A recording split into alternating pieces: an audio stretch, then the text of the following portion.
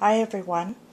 I thought I would show you how I took an old leather coat that the local thrift store gave me.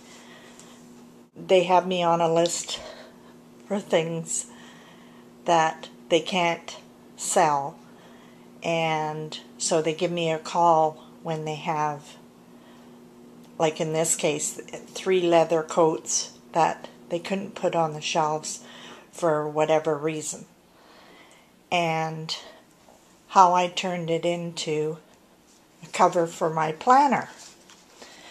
The leather coat that I used was quite worn in places, and this burgundy piece was a sample from a upholstery shop, and I figured the front of a planner for me needs to include a tree, which is like my symbol.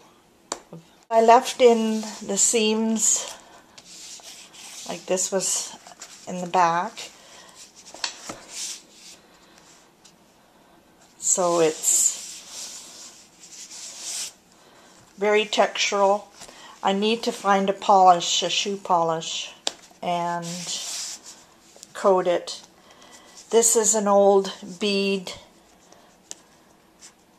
that I had for a while, and I added the snaps. When I was sewing these pockets on, I also sewed an elastic to hold my mechanical pencil.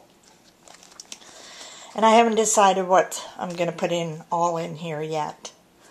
This is some of my postcards, business cards, some washi tape that's on old gift cards, this quote I found this morning, and some reinforcements. This is my landing page. I have to put my husband's appointment in on my November planner. This is kind of like my cover page. It has my address if this gets lost. And what I used was scrapbook paper, but also old cards, old stamps, stickers, quotes that people sent me. This has a glassine envelope that holds the flowers for the month, and that's just what I'm doing for this year.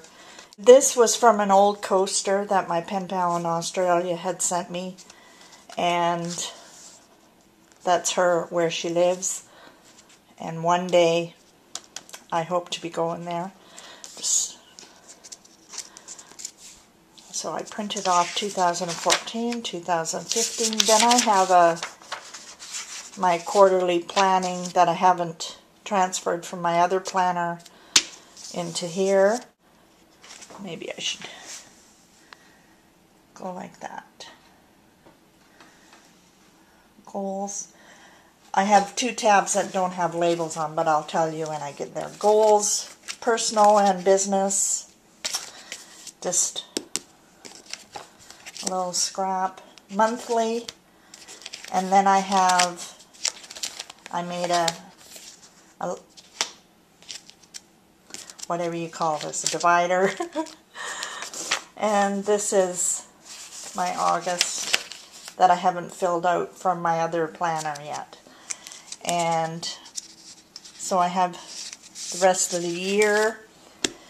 This page, this divider page, I had found when I was sorting out a bunch of papers, a package, and I think it was from 2007, of Post-it note photo paper. And you print off photos and then you can post, it was sticky. And so I glued it down onto some cardstock to make his divider page. So this was actually an ATC that I had sent out. So this is my art, and I added this weekly tab.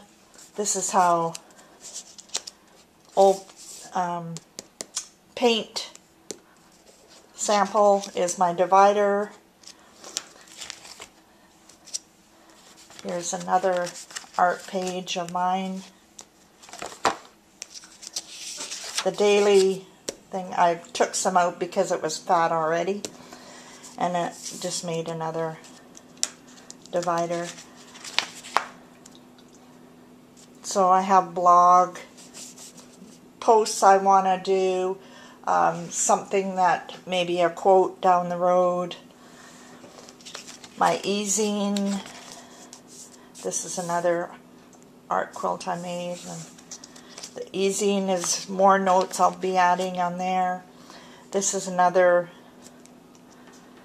and the actual piece is like this big, 2.5 by 3.5. And I blew it up and printed it on that post-it paper. This is my list section, and this is where I have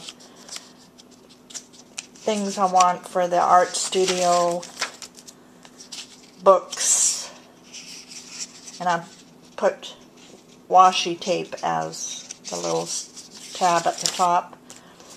Business, gift ideas, household items, holiday cards, and this is where when I send out who I send it out to. Program ideas.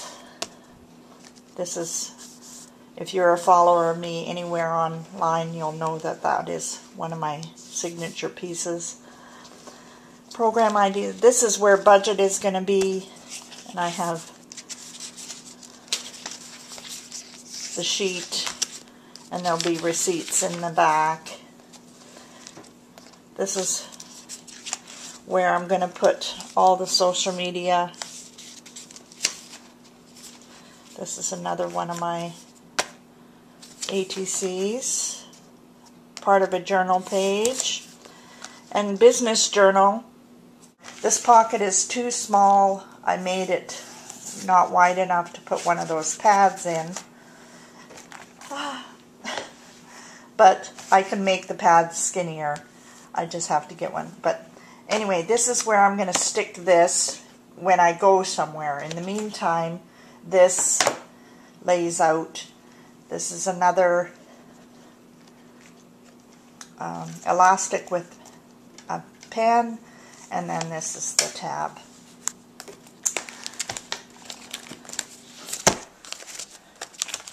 So that's what I have, and as you know, planners are ongoing evolution, and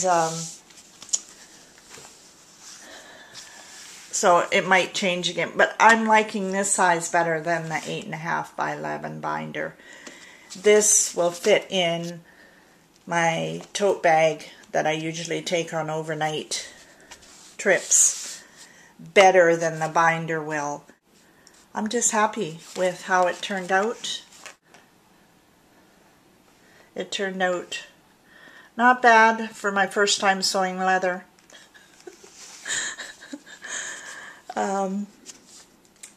You just have to go slow.